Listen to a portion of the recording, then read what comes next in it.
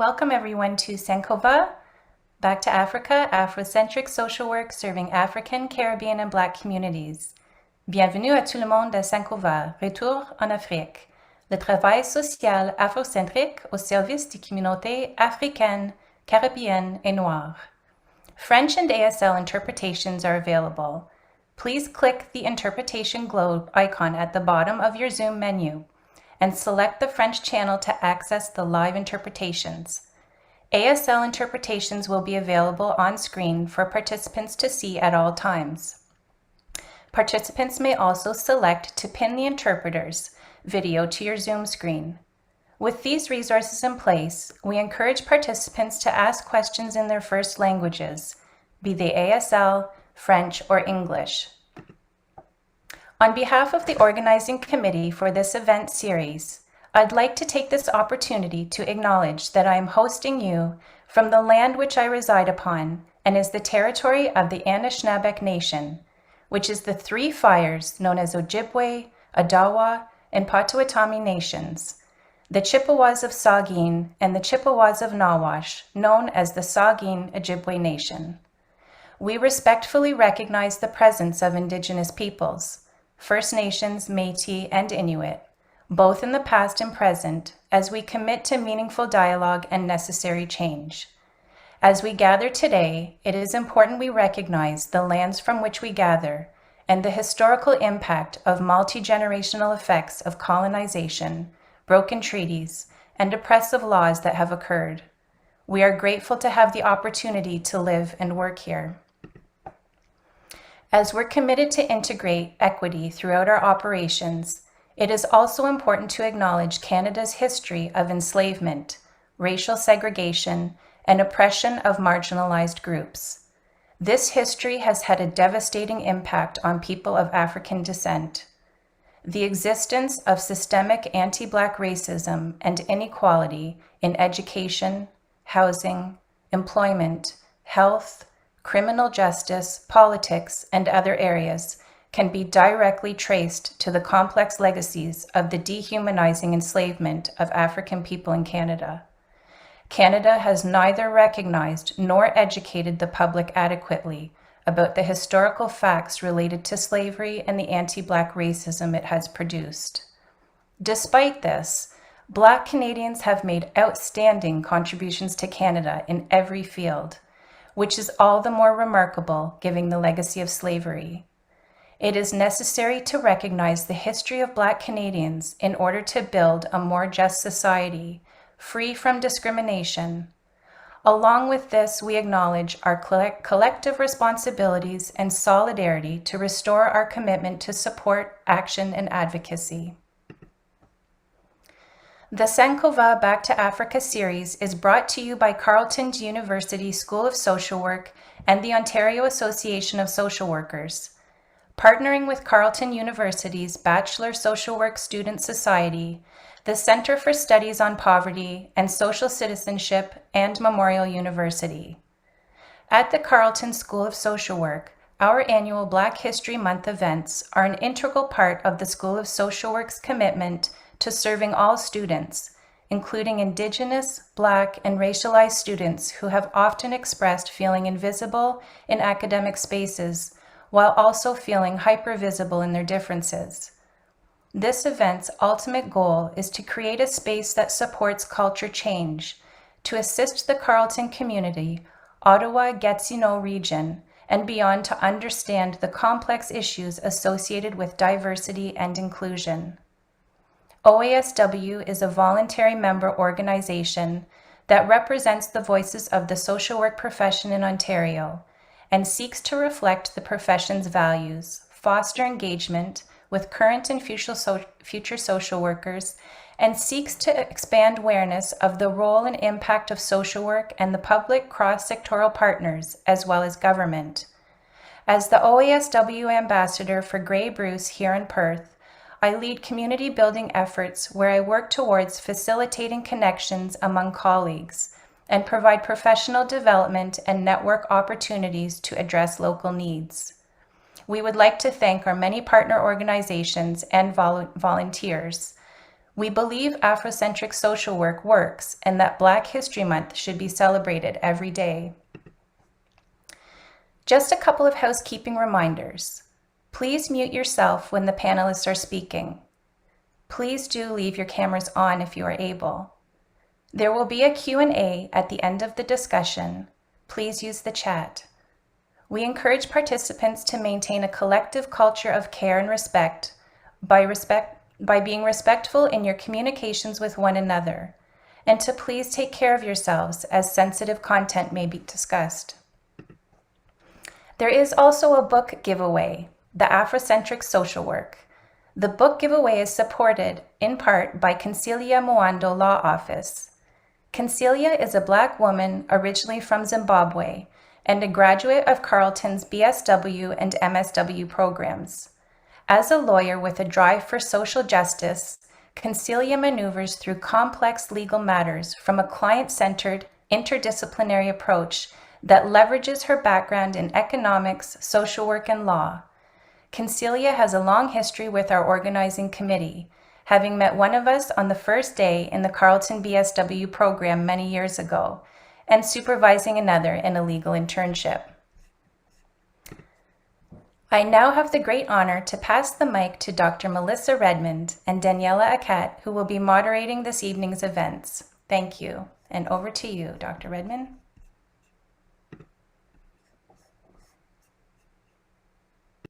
Thank you so much. It is now my great pleasure to introduce to you this evening's musical performer, Energy. I am going to, there she is. I am going to ask Energy to begin, and I will tell folks a little bit more about her at the conclusion of her performance. Thank you so much for being here, Energy. Of course, thank you for having me. Thank you. I'm going to be singing an original song that I wrote called Tug of War.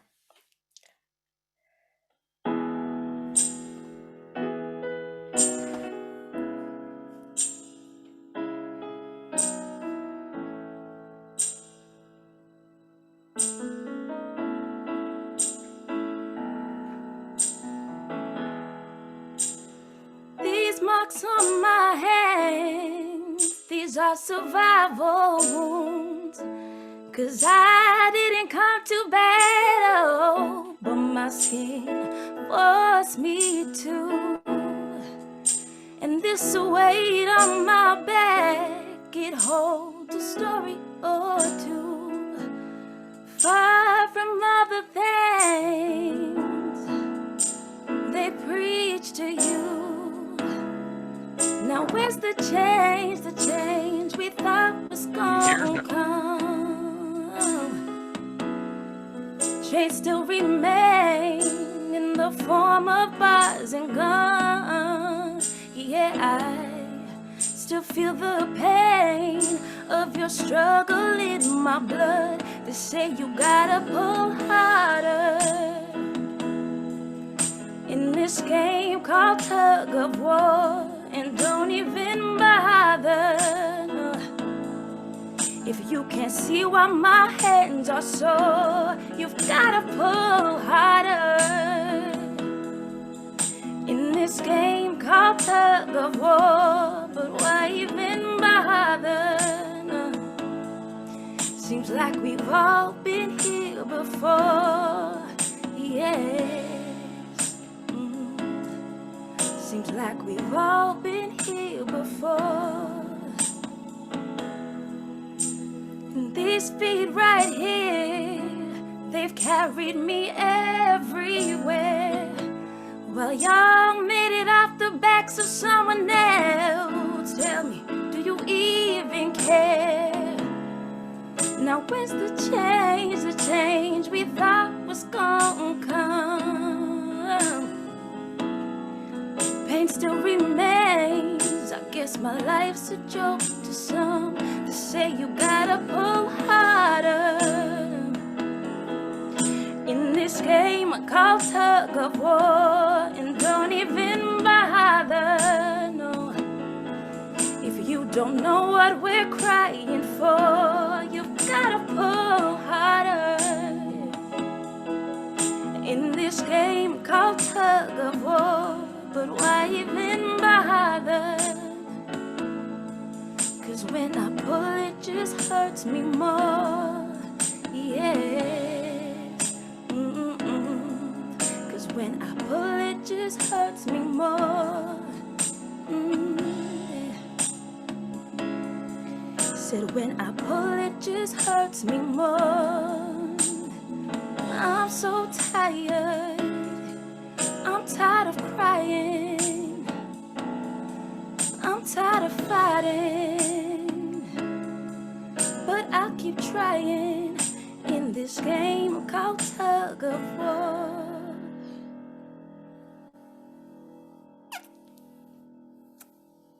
Thank you. Thank you so much, Energy. Thank you so much. I'm just gonna let that chord fade out and give you, Energy, an opportunity to take a look at the chat where folks are singing your praises. And while you do that, let me tell the audience a little bit more about you. Energy is a queer, Black, clairvoyant, spiritual healer and a songstress of the divine. She found refuge in music at an early age as a safe way to express her vulnerabilities, truths, and experiences. Aside from releasing her own music, which can be found on all streaming platforms, she has been blessed to have done background vocals for Alessia Cara at the MMVAs, as well as CTV's The Launch, using her raw, sultry voice to project the deepest parts of her soul. She is a true storyteller that hopes to take you on your own journey of understanding and healing. Energy, thank you so much. Thank you all so much. Thank you for all the beautiful comments. Thank you for having me. And thank you, Vanessa, as well. Okay. Have a good night. Thank you. Daniela? Thank you, Energy. That was a very, very good song. Thank you so much for being here and being our performer. Really appreciate you being here. So our guest panelists today are Simone Donaldson and Dr. Lori Chambers. I have the honor of introducing Simone Donaldson. So Simone is the founder of Clinical Social Work Psychotherapist and the principal consultants at Agapé Lens Consulting and Therapy. She has devoted 15 years to racialized communities and mental health. Simone has been featured in multiple media outlets as a mental health and anti-Black racist expert, including Elle Magazine, Yahoo Mail, and a documentary produced by Being Black in Canada. Simone is also a co-author in a chapter of the first groundbreaking Canadian text named Afrocentric Social Work, which explores the experiences of Black communities in Canada, their challenges with anti-Black racism, and provides best practice guidance to support Black communities across all sectors, the book we're talking about. Simone provides psychotherapy, prioritizing Black youth individuals 12 years old and up through a warm, honest, and mindfully present approach. She also consults with organizations in the private and public sector to bridge the gap between equity and wellness concerns with a specialization in anti-Black racism. Her consultation consists of education and training, leadership coaching, mental and wellness training, program developing, facilitation, team consultation, and guest speaking. Agapé Lens Consulting and Therapy is grounded in a love lens, Afrocentric care, anti-Black racism, attachment, a holistic, and a trauma-informed lens. Simone's purpose is to support all her clients to see sustainable change while guiding them patiently and safely towards authenticity so they may heal, thrive, and live out their purpose. Thank you for being here with us, Simone. Thank you, Daniela. It is my pleasure to introduce to you Dr. Lori A. Chambers. Dr. Chambers is a social worker and community health researcher who uses participatory storytelling methods to generate and share knowledge from communities living with or impacted by HIV. Her current research incorporates performance and poetic narrative practices grounded in back home knowing to illustrate how women of African descent make meaning of their experiences of HIV. In collaboration with African Caribbean Black community advocates, she is co-leading Because She Cares, a performance narrative project that translates research exploring the HIV service work experiences of ACB women living with HIV into spoken word theater and film. Dr. Chambers is completing her postdoctoral fellowship at the Factor in Wintosh Faculty of Social Work at the University of Toronto. She is also one of the authors of Afrocentric Social Work. Dr. Chambers invites you to visit www.becauseshecares.com to learn more about Because She Cares and its approach to decolonizing research praxis. Welcome, Dr. Chambers. Welcome, Ms. Donaldson. I'd like to begin with the first question, which is, what has your own journey to embrace Afrocentric principles in everyday life looked like, both personally and professionally? What have Afrocentric principles offered to you? And why don't we begin with Ms. Donaldson? Sure. Thank you, everyone, first of all, for having me here. It's such an honor. I'm excited about this book being out here, as well as just being a part of the panel with the lovely Miss Dr. Lori Chambers. And I heard so many great things about the past panel. So again, just really, really happy to be here. So what has my journey been like professionally and personally? I would say like they're kind of one and the same. Because truly for me, going through my Afrocentric journey, as we call it, it meant reconnecting with myself. It gave me a sense of identity. And you know, what we know anti-Black racism has done well, unfortunately, is it has stripped us of our Black identity. And so when you start to learn about who you truly are before slavery, who you truly are even after slavery, and the excellence that really is in our bones, in our veins, in our blood, you have no choice but to celebrate that. Mm-hmm. And I think for me, it meant intentional research. It meant understanding what it looked like to be in this, my ancestors, right? Like what they experienced, but also how they survived. Like often we don't hear their narratives of slavery. And I often think to myself, wow, if we only heard what they were saying during those times, how much more empowered we feel. Of course, the experience was horrendous, but I just think about the conversations, the planning, the problem solving, and like what it took for them to get to where they are and how that even uplifts me. So my journey, both professionally and personally, meant bringing my whole self, you know, wherever I go, being as gorgeously Black as I can be, so to speak, you know what I mean? Not trying to be, you know, but I'm just saying, like, really, we have to celebrate ourselves and understand, like, what is just intrinsically in us as a people. And it's not just the external, of course, it really is the strength that we carry, the intelligence, the innovation, the creativity. And when I'm able to reconnect back to that, reconnect back to the history, it tells me who I am very differently than when, you know, I thought I was something else based on what I was told and forced into. So it absolutely was a reconnection, a rebirthing even, and it's been an amazing journey so far, and still there's a long ways to go as I continue to delve into that part of myself, but it has absolutely given me my voice back, and my walk, and, you know, anything else that I require to feel like I belong. So that's what I would say it's done for me in my journey. Thank you so much for your answer. I'm like, walk, what? Stride. Yes, stride. Right. Over to Dr. Chambers.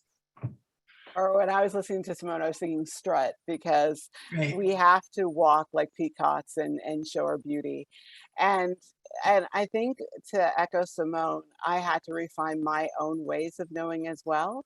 I know that I was lucky in terms of doing that mainly through community work, has been helpful. Working amongst African, Caribbean, and Black women, many of whom are recent immigrants to Canada, and when they come here and they say, "This isn't right. This is I feel silenced here." It was alerting me to the ways in which I was silenced, and that goes back to colonization, both as being an unsettled settler in Canada, but also as being, a descendant of slavery, and also unsettled in Jamaica as well. Um, I feel too that refining my knowing came a lot through the arts. And, as a child growing up, we used to do caravan and jump up, listening to Steel Pan, and food, the foods that were brought by my family, and recognizing that our home knowing is often buried within us. It's not only just in our blood, it's in the ways we navigate and socialize and commune in the world. And I feel, as a person of African descent, I'm very blessed to be a member of a community that has taken that knowledge and continues to share it, and generationally ensure that it keeps on going despite our colonization, despite the many ways they try to silence us and subjugate us. We are still here, and we are still peacocks in the ways in which we know and navigate the world. Wow, we're so peacocks. I've never heard that before. I love that. Okay, so our next question was actually a question from our very first session that we didn't get to, but felt would be very relevant here. So the person asked, Carleton School of Social Work is known for its structural social work approach. How do Black social workers affect change from a structural approach in these current environments where they seem to be increased resistance against race issues? Ms. Donaldson, would you like to start? Yeah, sure, I'll start. So when I first read this question, my immediate response was to go into this place of what can we do externally as a people to address structural racism or systemic racism, to address the resistance we get because of race, etc. And then I said, often what's missing from this conversation is the fact that healing is a huge part of our resistance, and we have to carry that so that we are actually able to stay in this fight for a long time. I often say to people, okay, so let's say racism left tomorrow, right? What are we left with? We're still left with the wounds, the generational wounds, the internalized racism wounds. We're still left with the ideas of, do I belong here? Do I deserve a seat at this table? We're left with these ideas that really have unfortunately plagued our bodies, our minds, our being, our spirits. And I think until we actually do some of that healing, it makes it so difficult sometimes for us to fight in the way that actually keeps us well.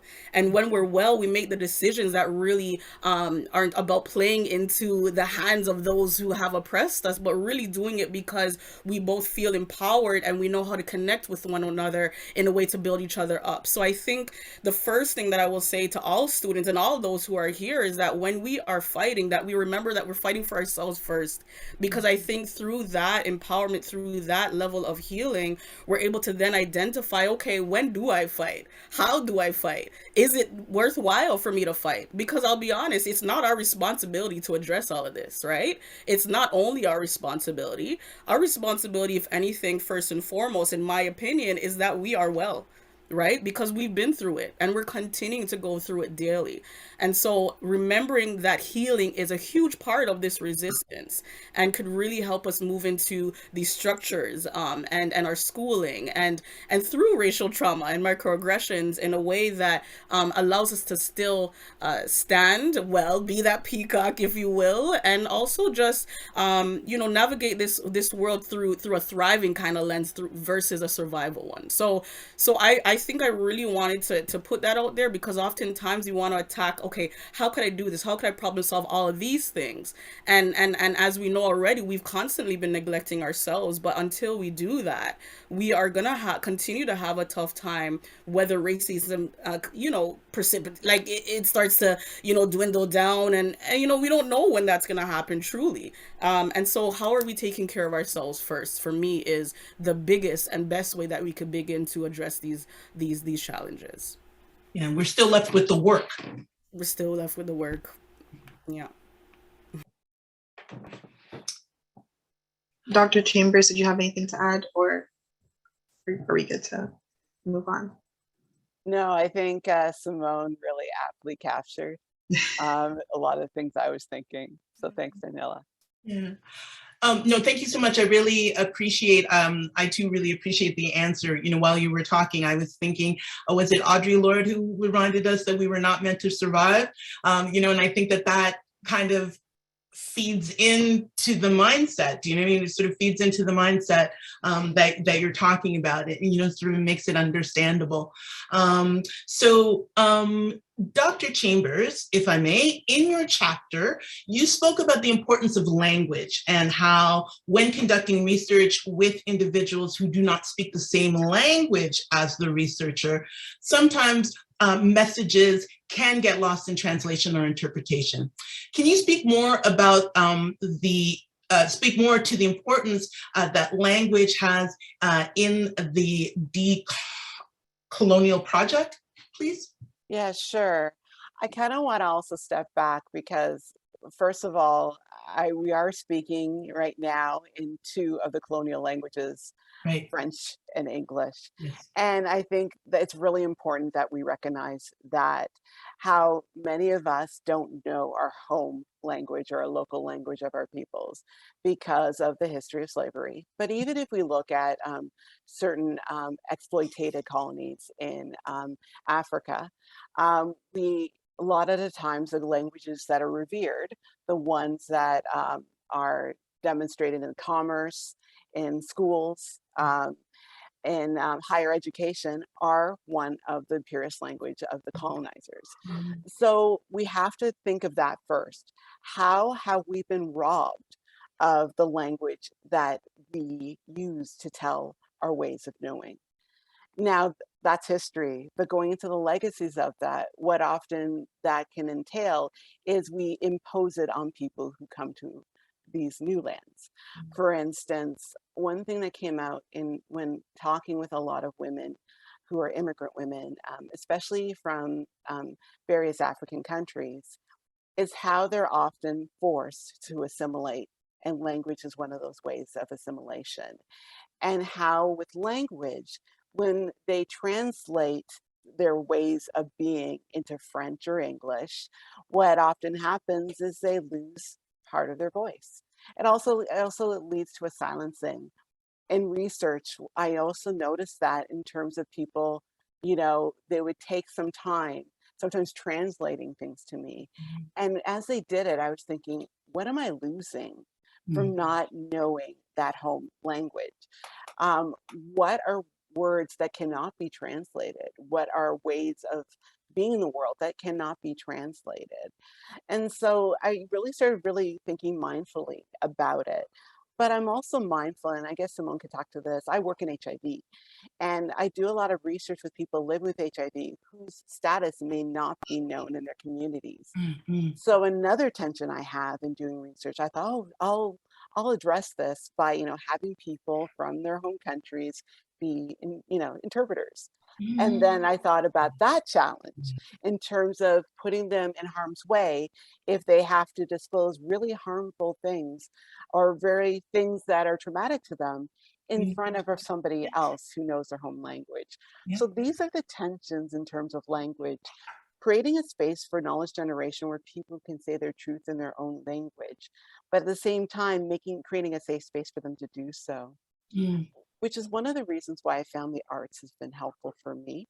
I found creating this space for people to use art, and not just in this project, but in other projects too, offers another language in which we can talk cross-culturally.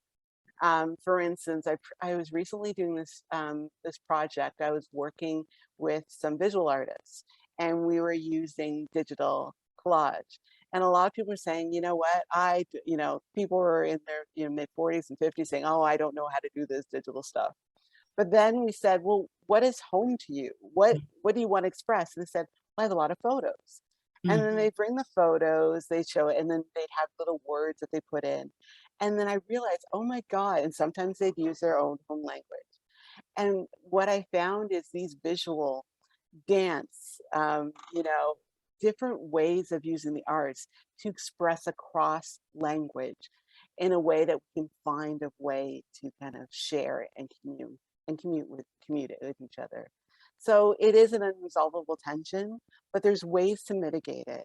And I think we need to talk about what is lost when we aren't really mindful of how language both silences and expresses in various ways colonization and our decolonized ways of knowing.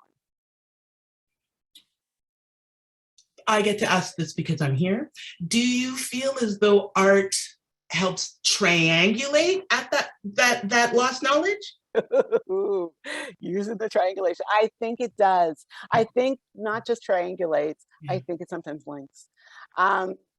There is a part, Nea, in the chapter that I wrote in Afrocentric social work, where she actually used her own language to actually express what work meant, and she used basically a song that was often sung when she worked back home in HIV, bringing forth the knowledge and money to other people. And it was a song that was a way of expressing that we are in this fight together in HIV. But it was more than that. When I actually learned about the song, it actually has roots in their own liberalization movement. So in understanding not only the art, but what was behind the art, that's where the triangulation occurs. And actually takes us to a different tangent as well, in terms of knowing a little bit about the history of her country and how they resisted, post-apartheid. Thank you. You're welcome. Thank you. That was really interesting. As I was reading the chapter, I was thinking a lot about like the importance of language and how like often language barriers even impacts our ways of like learning more about what somebody's trying to say. So for our next question, the School of Social Work is known as a structural school. So for those who don't know what structural means, it means that they teach from a framework of understanding about how economic, social, political, and legislative contexts shape individual, community, and societal problems. However, as a student, I'm a student of Carleton. I'm in the social work program in my third year, almost done, very excited. I noticed, thank you. I noticed that decolonization is not talked about until you get to fourth year. So I'm taking some fourth year level courses, and that's where I'm seeing them. So it's like after you learn about all these structures, you have to like almost deconstruct what you've already learned and then learn it from a decolonial point of view. So what advice do you have for social work students like myself who would like to commit themselves to decolonial, anti-racist, and anti-oppressive practices and use these approaches in their future practice? Ms. Donaldson, would you like to start? Sure. So for me, I think number one is mentoring. I think back to all of our history, and oftentimes it was in groups, it was in clans, it was in the elder leadership that we really were able to find the knowledge that we needed to address whatever challenges we had going on. And we often did it in a group setting as well. We're very communal in our healing and in our problem solving as well. Everybody's familiar with "It takes a village to raise a child" being one of my anthems in this life, as well as Ubuntu, right? I am because we are, which really speaks to the humanity and the connecting to one another in order to resolve the challenges that we we all face. And I think it's so important that we go back to those roots of learning and knowing, the storytelling, you know, the experiences, and sharing how we got through those. Like I was talking about earlier, like, again, if I were in a certain time, I feel like the amount of like just understanding who I am and what my people are capable of would in and of itself have empowered me to move through this work and this world in a very different way. And I think for social workers, going through their work, through their school journey, through the educational journey, as well as their profession, you know, it'll allow them to be much more critical and ask the questions when they're seeing things in their books that just don't seem like they align, or it's like, okay, how can we see this differently, right? And I even think of different professions. You know, sometimes they'll talk about things like, you know, diabetes and high blood pressure is like a Black person's experience, but it's not. We know that it's systemic and it's structural. We're not born with high blood pressure. We're not born with chronic diseases. It's the level of stress that systemic racism places on us that puts us in a position that makes us ill. And unfortunately, premature death is a part of that as well. And so mentoring and communal kind of healing and teaching for me is quite important. And so you know, unfortunately, we do have to learn outside of our education systems. I think for a lot of our teaching and do a lot of research because, and unfortunately, it might mean leaving Canada to do some of that. Not like literally physically leaving, but looking for, you know, other countries and origins that really identify Afrocentric care as a part of their healing tool. Back in, I think it was around July or so last year, I was a part of a mental health session that combined Afrocentric care and narrative therapy, and it was just such a beautiful experience because I felt like my experience was finally in the room, being identified, addressed. The things that often you're not hearing about were being touched on, and my story felt like it was so important to the process. And I think sometimes we like the Dr. Lori said, our narratives are often missing, and we don't get to express it in the way that makes us feel comfortable and us feel whole in doing so. And so I think it's really important that we attach ourselves to individuals we see are doing some of that work, whether it's anti-Black racism work or just Afrocentric care, as well as doing the research and sharing it with one another. We got to create spaces, to be quite honest, where we're providing more of that education, you know, because a lot of us don't know what we don't know. And some of us are in a privileged position to then teach. And so creating those services as well. Stop waiting on the funding. You know, I'm sorry, we have to stop waiting on the funding to do this. And similar to what I said earlier, we cannot wait on the system to change in order for us to heal. We also can't wait on the funding to build, in order for us to move through both our professional journey, our personal journey, our educational journey, you know, ensuring that we respond to anti-Black racism and or other oppressions. Wow, I was taking my notes. Dr. Chambers, is there anything you wanted to add to that?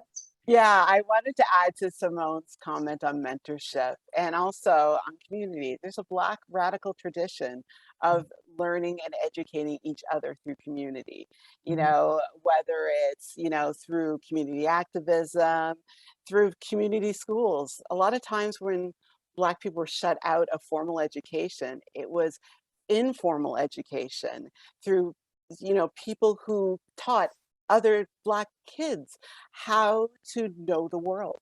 So we have the skills to do that. What we need to do, and I as a quote unquote doctor, as a person with a PhD, I believe that it's my responsibility once, you know, you get those degrees to mentor the next generation. More recently, I've been asked to mentor other social work students who at U of T who are working in health. So a lot of them are, some of them are young, but some of them come to school later in life after having kids or, you know, after migrating here. And so you know, I feel that not only does we school each other, and I feel this opportunity has really opened my eyes, not only on what the formal education system misses, but also what it imposes that's really colonizing. For instance, this notion of boundaries. This comes up, and Simone, we can talk. This comes up a lot in our profession. And, Melissa's going, oh, this could be a session in itself. No, I'm like, why do you mean I can't hug her? Yes. What do you mean I can't cry when she's crying, or hold her hand? Or what do you mean when, I remember one woman saying to me that she got chastised by her supervisor for boiling hot water for tea. Because at their place, they don't have time. They just use the hot water spout. You don't boil hot water for tea. But this woman, an older elderly woman, she saw as her auntie. And so she said it was an insult to her to give her not boiling water for her tea. Machine water. Yes. Anyway, we can go on to that. I know. Why is that important to talk about?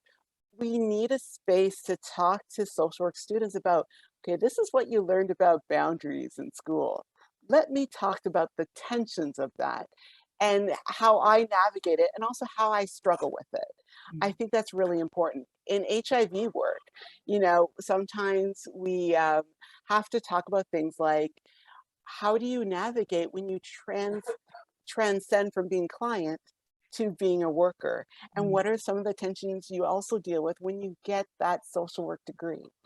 So I really do feel it's important for us, those of us who are schooled in whatever way, formally and informally, to mentor the next generation. And I don't think it's just age. I think it's mentor people who are, who are climbing up with you, and, walk with them.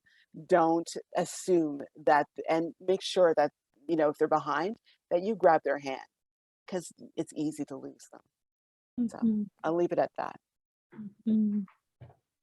Thank you. That question was really just selfishly for me to know what to do. That is okay. And you can email me later. We'll talk. Benefits. Take it. And like I said last time, I'm coming up, so I need my mentors. Whoever send me your emails, I will email you constantly. So we're looking for those mentorship. Even Dr. Wanda Bernard in our first session, and Dr. Mullings also said that, like, mentoring and networking, very, very important. So if there are any social work students out there, mentoring, networking, we got to do it. And also with each other, because oftentimes, like, I was blessed doing my first degree at York, my BSW, and a lot of us were identified as African descent. Sometimes after class, we get together and we go, that doesn't sound right. That doesn't sound right.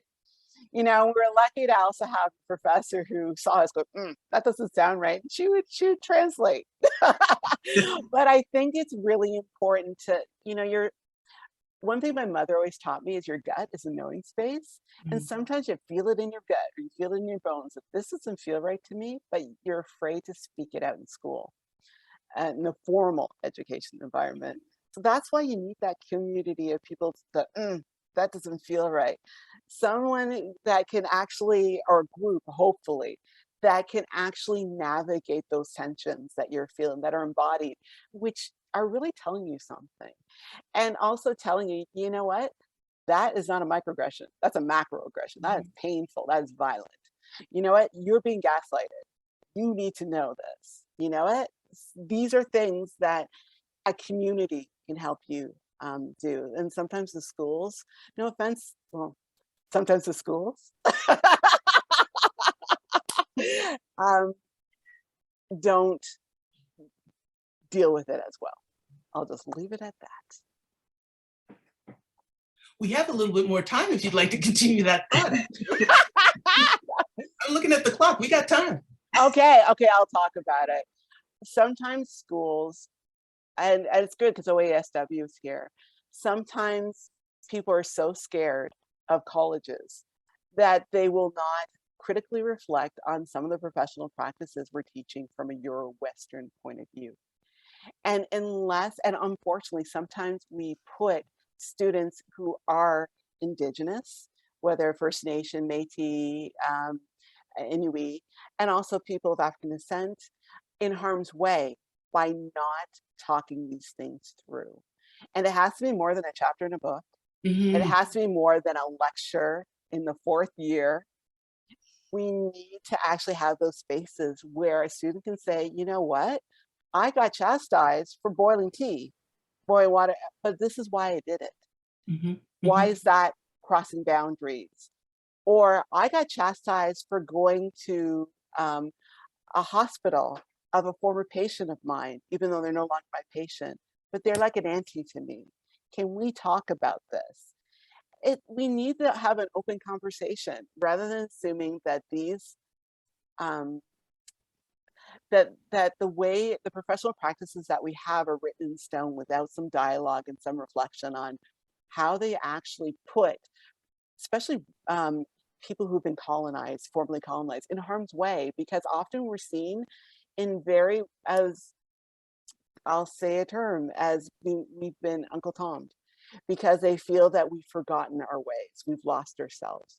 And we need to find a space where we can actually talk about it, critically reflect on it, and be assured that OASW or CASW or the professional schools will actually look, like, I don't want to put OASW, it's a college, it's OCCS. It's a college. Put them, we need a space to actually critically talk to them and say, you know what, you're saying you're decolonizing your practice. Why aren't you looking at some of these practices that you put in our acts, our professional acts of how we work? We need to talk about this, because I think there's a lot of us who are silent about it because we're afraid. Yeah, it's interesting because for me, I'm like, well, what does it mean? What does it mean to be trained as a Black social worker, right? Do you know what I mean? Sort of responding to what does it mean? What does it mean to be trained to be a social worker? What does it then mean to be a Black social worker, right? In that way. Well, is it? I'm so sorry, Daniela. Is it my turn now? Yeah. All right. Thank you. This is kind of an obvious question, but I think it's just to allow you both to expand on any points that you might want to.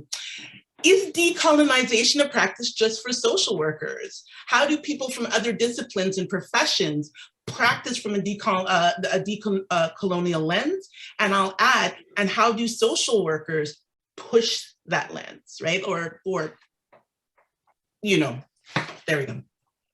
Let's start with you, Ms. Donaldson. Sure. So the very obvious answer, of course, is absolutely. They absolutely not, I guess, based on the question. But yeah, every discipline out there absolutely needs to look at decolonizing kind of the way they do their work, because everything really is built on white supremacist ideology or Eurocentric kind of views or lens. And so this means that we are, like, in social work, automatically gating the experiences of our Black communities and what their needs are, the way that they would feel safe, the way that they are able to express, as we talked about with language earlier, and all these systems are connected. And so if we, even as a social worker, get it right, whatever that means, because, there's no such thing as perfection, but if we as social workers do get it right, and let's say, we make we bring a client to the hospital to get assessed for bruises, and then there's this assumption that, like, the children at home are being beaten, etc., and then CAS gets involved right away, and because the nurses are just automatically like, oh gosh, like, how do we deal with this? We're, just really intervening in ways that are much more harmful. Then it doesn't really matter sometimes, right? Like, sometimes the way in which the effort that we put forward, it doesn't really obviously it helps our clients, but sometimes they're entering different spaces that are thinking through the same lens that really is harmful to our people. So it's just remembering essentially that all these systems are connected. And going back to what Dr. Lori said as well, I mean, at the end of the day, there's policies that we need to look at, our education systems. What are we being taught, again, in these, hospital settings, for instance? I remember doing a presentation for organization specifically talking about health and reminding folks that, again, the high rates of diabetes and all these heart diseases is not because it's genetic. It's not because we biologically we are born with these things, but it is a system. But oftentimes in these education kind of systems, they're being taught otherwise, that this is like a black thing, right? That this is just kind of our reality, and it is not. And even the ideas around, like, you know, black skin being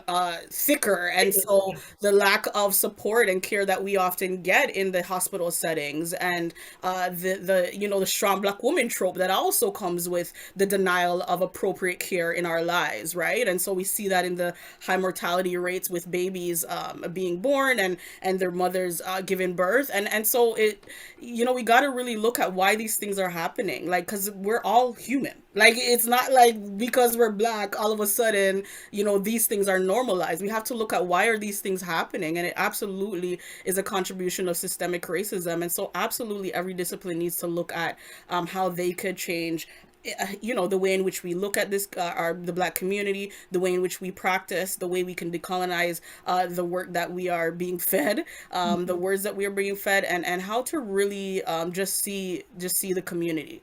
Yeah. First and foremost, just see us, you know, and from there really get the appropriate care or the appropriate consulting, education, training, whatever it is to address the needs of our people, because it's the neglect is real. The neglect is very, very real, and unfortunately it's really killing our people prematurely in many ways. So it's very important. Yeah. If I may, and you can bat this comment out of the sky, right? But I also want to sort of remind folks, right, that this kind of engagement isn't only good for Black people, right? This is best practice, yo. Yes, it is. Yes, it is. This is best practice, right? So you know that I completely agree with you. You know that I completely agree with you. But I think, you know, the other issue is that oftentimes when we're talking about these issues, it's almost as though, like, you know what I mean? Like, we got to beg for, you know what I mean, for us. But I'm like, no. If you do these things, right, we all benefit. I will benefit. That's why I'm asking for it. But we all benefit if we get better at this. I'm gonna stop talking now. It's the third one. I've been silent for weeks, folks. Dr. Chambers. Yeah, you're right. You're completely right. No, and I want to kind of shout out to both Melissa and Simone. I think it's really important for us to say it is not just social work that needs to decolonize their practice. We all need to decolonize our practice, you know, and not just for Black folk, but for all folk. And I don't want to do the all lives matter thing, but all folk benefit from a decolonized knowledge base and a decolonized way of knowing.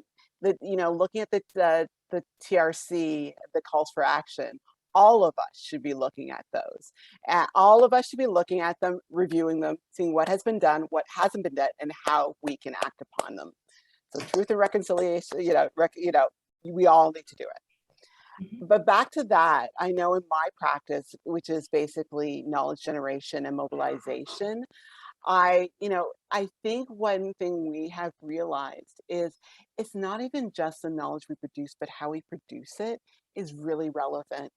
Not only do we not just put knowledge that we produce on a shelf, we have to mobilize it in ways that actually address, but sometimes not make people feel comfortable. More recently with Because She Cares, we've been focusing on how uncaring work in the HIV field, and we've been using film. And some of those films, I'll tell you, are very provocative and very uncomfortable to watch. But what's really interesting is when we have something after, we have something called Kitchen Table Talks, where we talk about what people see in the film. And what's really interesting is that uncomfort actually aids thinking. And it's tense sometimes as a Black person who's facilitating this conversation, and sometimes hearing tropes and saying, well, what do you mean by that? And then people stop themselves and they're going, oh my God. And it's really, really important for this discomfort to happen. That is a knowing space for people who don't know that lived experience. They need to kind of feel guilty sometimes and shamed. And that sometimes comes from these practices of decolonization. If we keep it amongst ourselves every February, we're going to be doing the same thing. Even though we all say Black History Month should be every month, if we don't move it out, push it out, Yeah. and then, you know, the Day of Reconciliation is going to be one day, but it should be 365 days. Yeah. We need to push it out, not just keep it within us. Right. And that's where the practice, you know, bleeds out. Yeah. Yeah. Right. And encourage engagement, right? I think that that's the other piece as well, in that folks are wanting to learn without the discomfort, right? And that just doesn't happen. Sorry, it doesn't happen. No, we've been uncomfortable for a long time. Now Generations. Everybody You know, be uncomfortable. Be a little comfortable. No. You know, embrace the discomfort and learn from it. Because if you don't get uncomfortable, nothing's going to change. Nothing's going to change. Absolutely. It's a pathway, right? It's really actually the pathway towards how we can connect with one another and learn from one another and address kind of what's kind of happening underneath the surface. You know, it's like vulnerability, right? Like if we don't name the thing and if we don't address it and we don't connect with others on it, we're sitting in isolation thinking that we're the only ones feeling this particular way. Mm-hmm. And many folks are feeling the same way, and we need to have those discussions. And again, if we don't take people out of their comfort zone, what we are doing indirectly is really just cycling the ideology that's keeping us all trapped and silenced. And so yeah, absolutely, discomfort is actually quite key to moving anti-Black racism forward and decolonizing our education system. 100% agree to that. Mm-hmm. Thanks so much. I have nothing to add. I'm just learning from y'all, taking my notes. Like, I'm just gonna be interested of how Carleton is gonna embrace discomfort in teaching. That's a good question. I'm uncomfortable. Is Carleton listening? Is the mic on? So we're going to now open up to the audience for questions. So y'all can like think about that. But I have one last question / request for Dr. Chambers. You've spoken a lot about your work in HIV and your advocacy work, and so you've prepared something for us to discuss about anti-Black racism in a HIV service work. You spoke about like the different ways of like artistic ways that you found to express that, like you mentioned film, song, and you have brought us a poem, and I love yes poems, so. Yeah, I it's a poetic offering. It's a poetic retelling from Because She Cares. First of all, it's an apology because a couple of years ago I went to Carleton and I talked about the project and I didn't have a poem, and everybody is going, how could you talk about your project without a poem? So this is a give back for a couple of years ago. But also, too, it is a poem, a poetic retelling, which is basically, I interviewed 10 women about their experiences of working in the HIV sector as African immigrant women who live with HIV. And they permitted me to poetically retell their stories. And now we've been mobilizing them. This one particularly is probably one of the hardest ones for us to do. It's ones that give us discomfort in sharing it, and it also gives the audience discomfort. But I think it's really relevant to share for a group of people who are social workers. And I'll leave it at that. And this is called I'm Not One of Your Success Stories. At the agency where I work, they kept on saying, you are one of our few success stories. Oh, yeah? Oh, yeah? And I had to sit everybody down and say, excuse me, we need to correct some language here. I was never a failure. I was dealing with a lot of stuff when you met me. Living with HIV, living in a new place, as a refugee, with children back home. Social housing, social assistance, school, work, poverty. I hit rock bottom because of my situation. But it was never a failure.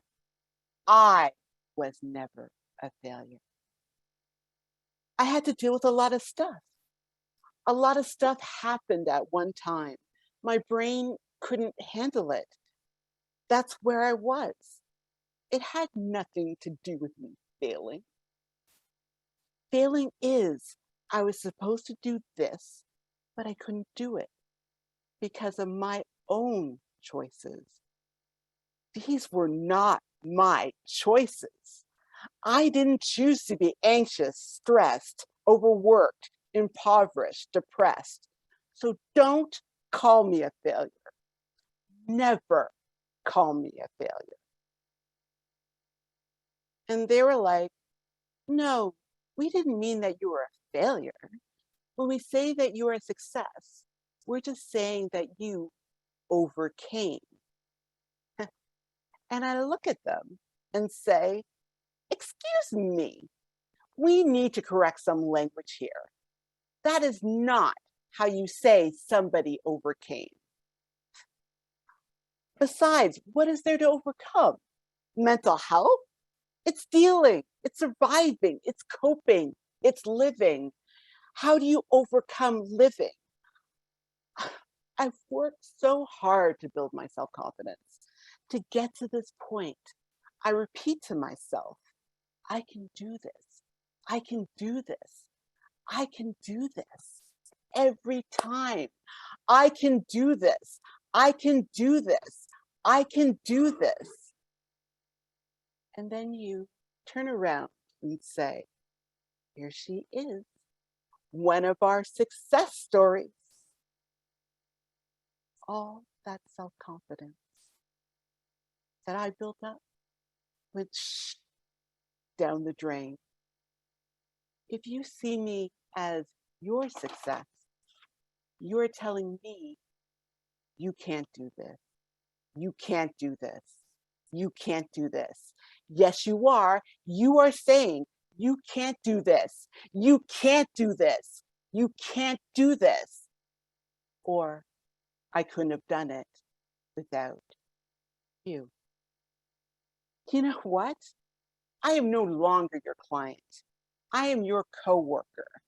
I am your equal. I've earned my right to be here. When you call me your success story, you're telling me I am not your equal, and you're telling everyone I was your client. I shouldn't have to fight for your recognition. I shouldn't have to demand your respect. So please stop calling me your success story. It's not for you to say that.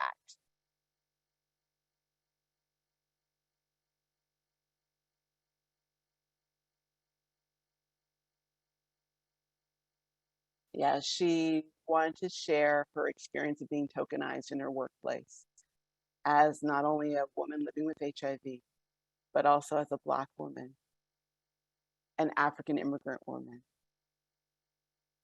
And when she told it, it was basically an hour of her saying, yelling in a way, being heard in a way she's never been heard before.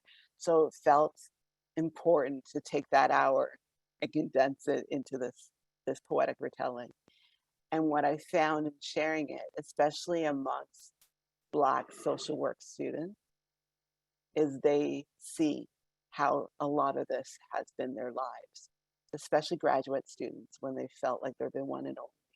And schools are touting, they are a success to decolonizing their school. They see their picture, being promoted. Or worse yet, they feel that they are both a pet of the school, but also a threat. So I share this poem for any Black social work student who has ever felt they have been tokenized. That is my offering to you.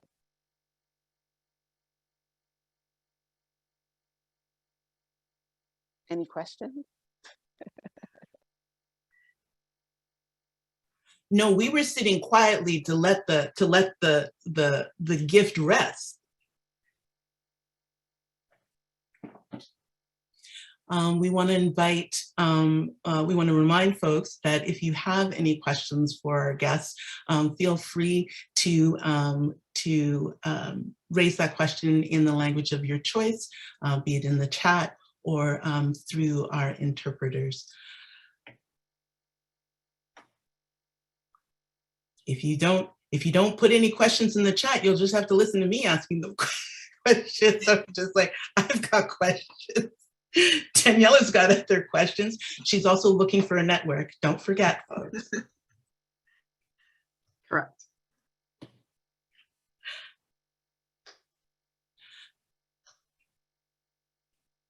So, well then, what have been the kind of challenges that you've seen, both internal and external? You know what I mean? With embedding Afrocentric social work and Afrocentric social work principles. What is required of organizations engaging in that community work, engaging in that work? Yeah, and then there's a little question that I ask at the end. But yeah, what are the sort of the challenges in embedding it, and what is required of organizations? And when I say organizations, I'm saying organizations, our organizations, and also organizations with whom we might work, like, you know. Please. Yeah, sure, I could start. So I guess when I looked at this question, I also thought about just anti-Black racism and how we are addressing anti-Black racism, which Afrocentric social work absolutely is in a response to or answer for. I mean, Afrocentric social work is also very transferable, and I think it's important for folks to know that, right? The principles are grounded in things that, again, are really about connecting the self, connecting others, and really connecting us to our purpose. And it's just a brilliant framework that speaks to allowing all of us to really evolve in this world and care for one another as we are wired to do. So, you know, in a lot of my work, I do a lot of consulting around anti-Black racism specifically. And the challenge, of course, is that a lot of folks aren't reimagining, you know, what it means to care for clients in a particular way, or to care for their employees in a particular way. I often say we are our clients, you know, and oftentimes what's missing from the conversation is, number one, how are we taking care of those who identify with the community? How are we allowing them to come in as their whole self so they could also give of their full self even more? I mean, I know we work hard regardless, but sometimes it's hard to show up to work. And I think, you know, some of the challenges that I see beyond that is that often when they're looking at equity work, they're taking an all lives matter approach, which is very, very problematic because we aren't all starting at the same place. And so it's really important that we identify where the house is on fire, and that is in our Indigenous and African descent communities. And so when we are doing this equity work, as an example,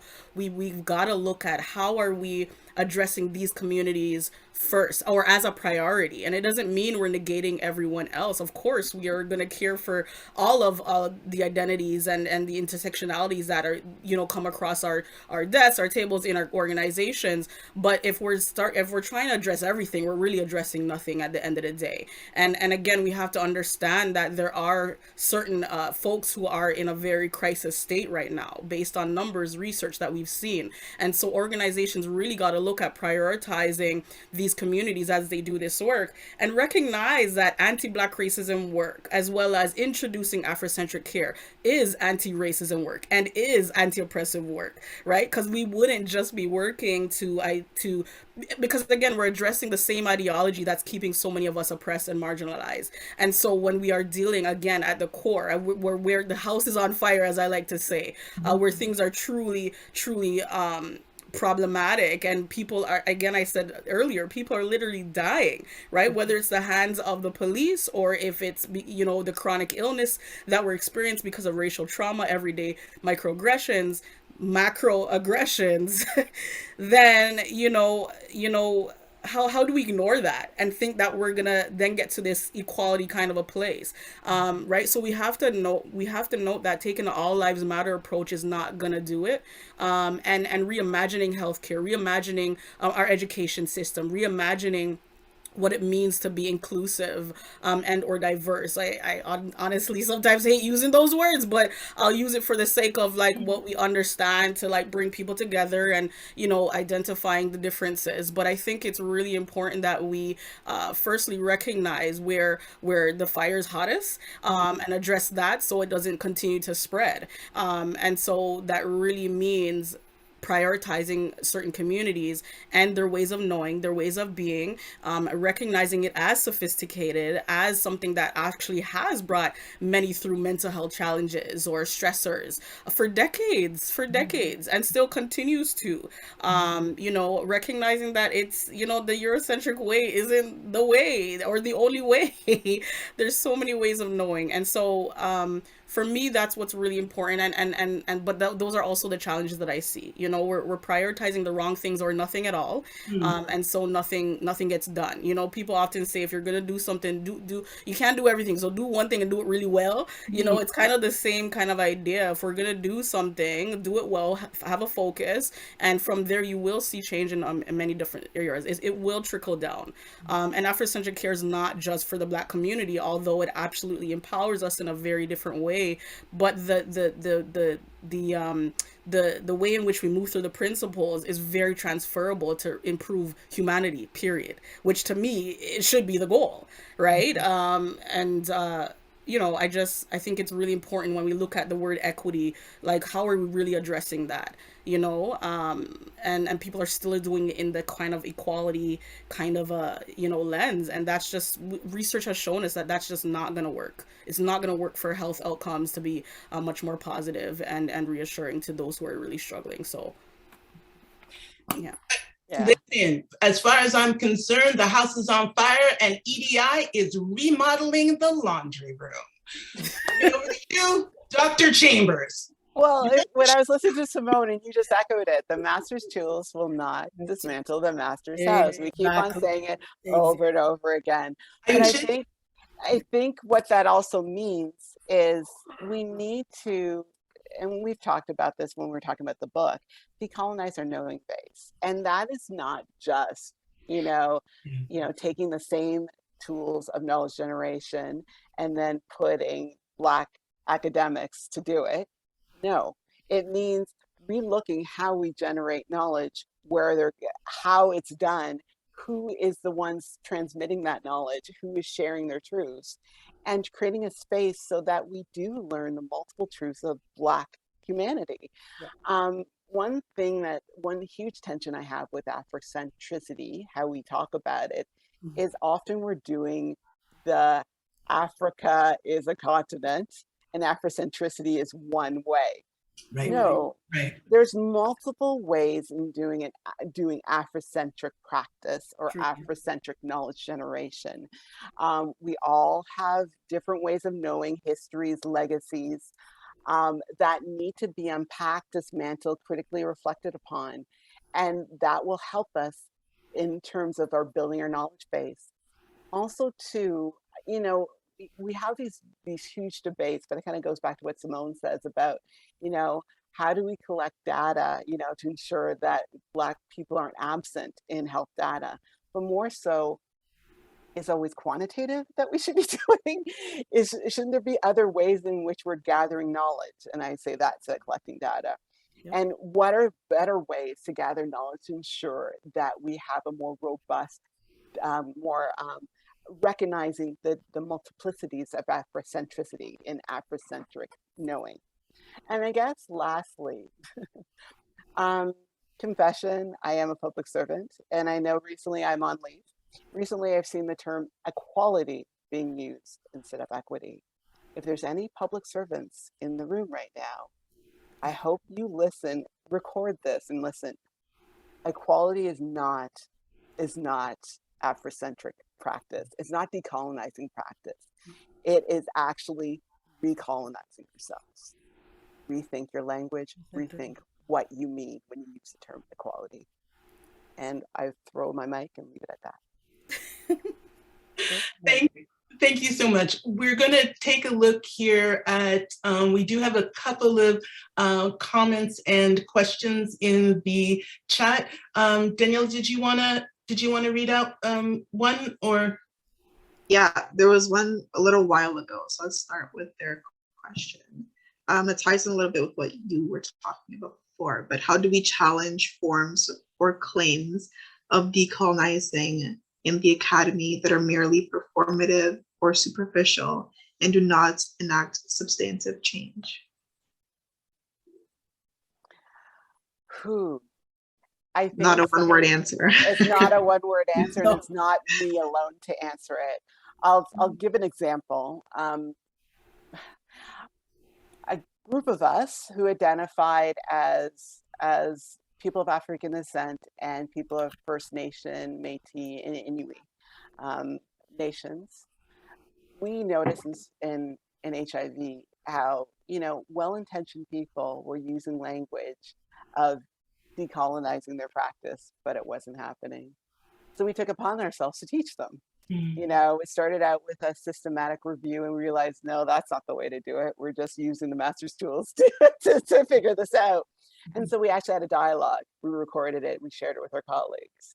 We started having these conversations, you know, talking to colleagues who we feel are co-conspirators, those who might not share their same histories of colonization, but want to dismantle it with us. We found that build small, build across, move up was a better way of doing things than to, you know, have one of us get up there, get our PhD, go into a school and say, I'm gonna decolonize this discipline. Wasn't working. And also we found the ground up approach, not only it was grounded in community, so we weren't alone.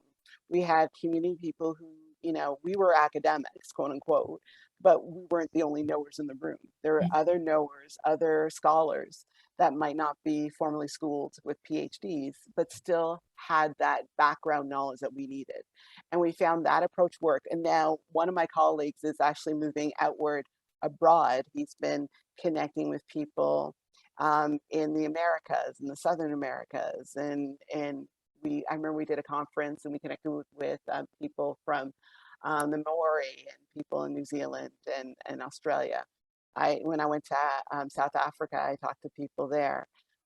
We need a global movement, but it starts from the ground up. That's the best way I know. But that is just one way. I leave it to Simone to maybe share her insights as well. Yeah, no, for sure. I mean, absolutely, that is one way. Again, for me, for those who know me, I often talk about village building, being one of our strongest healing resources, as well as our, you know, way to move through difficult situations. To do it in isolation or by ourselves is just too burdensome, stressful, and often a lot of us just become so much more traumatized in the experience. So I wholeheartedly agree with Dr. Lori. You know, when I hear the word performative or tokenism, that tells me that an organization, an institution is reacting and not responding. And so essentially what needs to happen is people need to do their work.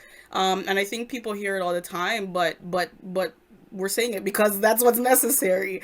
You need to understand how your implicit biases are impacting the way in which you're hiring, the way in which you are teaching, the way you are not getting uncomfortable enough, apathy, right? You need to be able to understand why it is that this is still happening, even though you're trying particular ways, or your colleagues or your clients or your staff members are saying, I don't feel like I could trust you guys, or I don't feel heard, or I don't feel safe. There's a reason for that. And so we have to look at, you know, how are we lending to this ideology of white supremacy? How are we cycling that, right? How are we still centering Eurocentric views and lens in our education systems, our academies, wherever we are going? Why is this happening, right? And again, it goes back to the conversation around getting comfortable with being uncomfortable.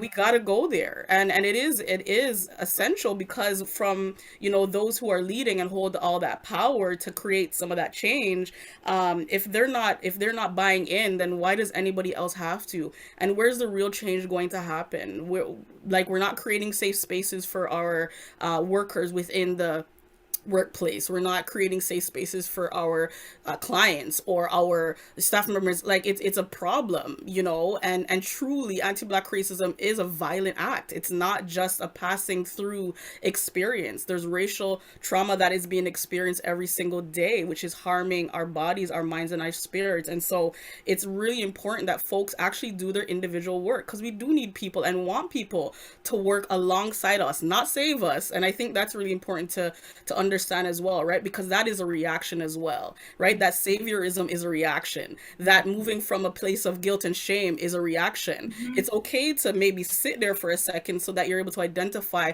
what's happening here. Why am I feeling this way? What do I need to do? But we can't sit there. We can't sit there and expect change to happen, because we're again centering ourselves, and it's not about you, right? And so it's difficult work, but it's necessary work to really actually have things sustainably change, or remain in the place that we want it to, you know, develop and grow to be. Otherwise, performative and tokenism and all of that will remain a part of our Canadian history, not you know, our present, past, and future, and that's not what we want. So we got to do the work, all of us. And for my Black, again, I go back to my first comment, my Black colleagues, my Black friends, my Black family members, students, etc. We are responsible for our healing. We're so responsible for that. We got to make sure that is a part of our journey through this, because it really makes a difference how we show up, and how we move through this world. We deserve so much more than just to survive, right? And I was gonna say more, but I'm gonna just stop there because No, go on. Yeah, no. I'm actually going to link it to another comment in the chat. I do want to let folks know that we will be winding down this conversation a little bit, so hold yourselves, hold your pearls. But I wanted to be able to link it to what you both were talking about, to a comment that was made. So the question was, any tips for bringing Afrocentric perspectives to workplaces that are medical with different professions? I work in a very white, very female workplace that is not very diverse. And this person is saying, and as a white woman, it's not my lived experience. I haven't read the book. Well, and then she's planning on buying the book and reading it. Now, I'm just going to give a little comment, because something like this came up in a class recently, and I responded by saying, it's really interesting that when we talk about issues of indigeneity or anti-Black racism, that people are often talking about how that's not their lived experience. But when we talk in class about homelessness, everybody has something to say. Everybody has an opinion. Everybody feels like they need to be heard. But all of a sudden, when we're talking about, about Blackness, when we're talking about indigeneity, somehow those, that, you know what I mean, that I know, I want to learn, I want to be, you know what I mean, like I've got an opinion, just, it's gone. It's gone. Like, I'm just going to sit here because some lived experience. And I want to thank Melanie for that question, because I think it is illustrative. And so thank you, Melanie. Dr. Chambers. Whoa. Well, I'm going to say something, Melanie. Thank you for asking it. And I'm going to say this. You do have an experience. The experience is privilege. And the reason why I have to say it, I have to say it in this way. We often don't realize how privilege operates in terms of what we see and what we don't see. And I'm going to tell a story, because that's probably the safest way to navigate this question. A friend of mine who identifies as white, after she saw Because She Cares, and it was actually a success story that really triggered her. She said to me, Lori, I think of your experience of a PhD and all the times you talked about hate being the one and only. All the times you had to cry. And I was thinking, but you're getting a PhD. I don't have a PhD. And it wasn't until I saw that I realized all the work you have to go through that I don't have to deal with because of the color of my skin. Yeah. For her, she needed to understand that privilege wasn't just, her getting a PhD before me. It was navigating the world in such a way that you don't feel the gaslighting.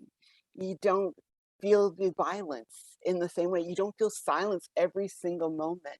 You don't walk across the street because you feel this person thinks I'm going to attack them.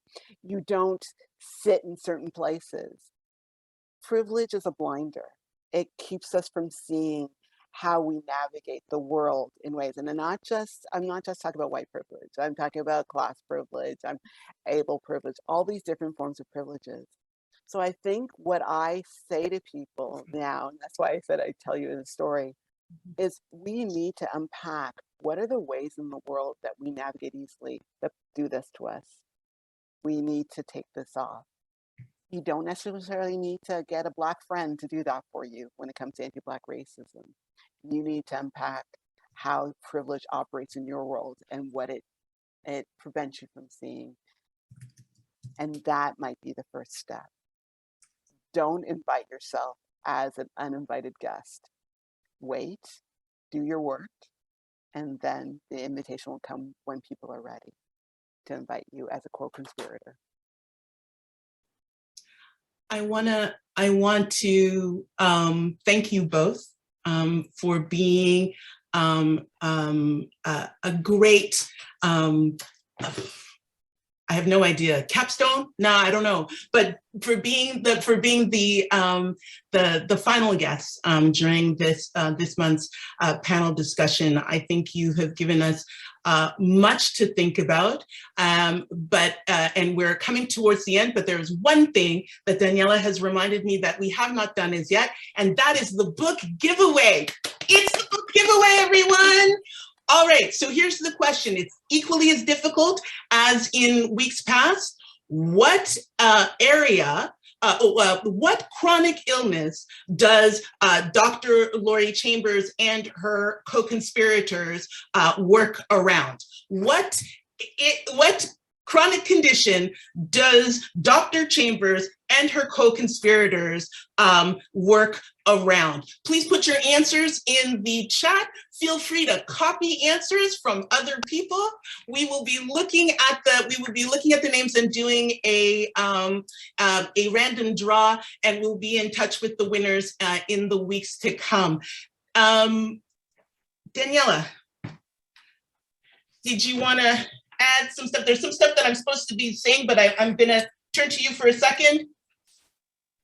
I've just been listening. I have my note. I've just been taking notes.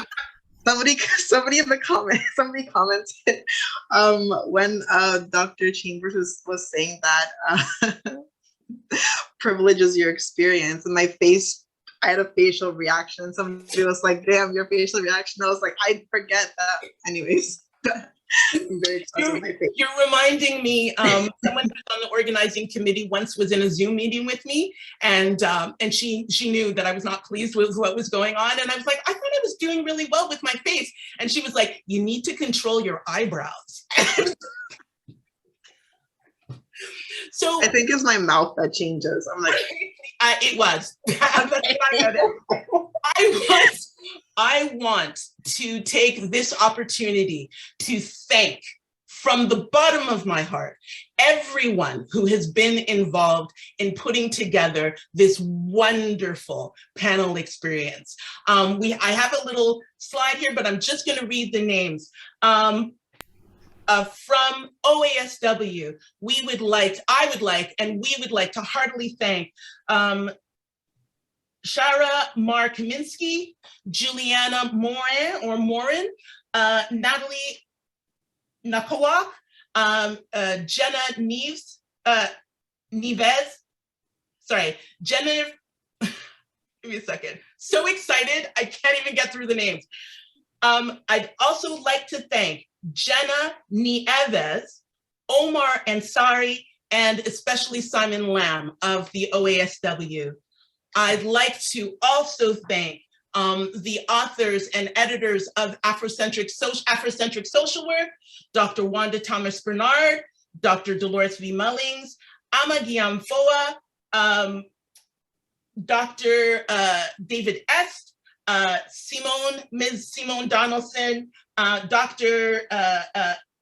Laurie Chambers, Dr. Jennifer Clark, Suleiman Giwa, and their other contributors. We want to encourage you to pick up this book and begin to contribute to the conversation of embedding Afrocentric social work as a tool that is available to all social workers within Canada. Remember, anti-racism lifts all boats. Finally, I want to thank Daniela Akat for her wonderful facilitation, Beth Martin for all the work that she has been doing behind the scenes with regards to the artists and the artwork. Thank you, thank you, thank you, thank you, thank you. You know, the last couple of years have been difficult, but we have still been finding ways to reach out, to connect, to learn, to help, to support. Thank you so much. Remember, everybody, Black history is every day. What you doing out there to support it and celebrate it? Be well, everyone. Take care. Happy Black History Month.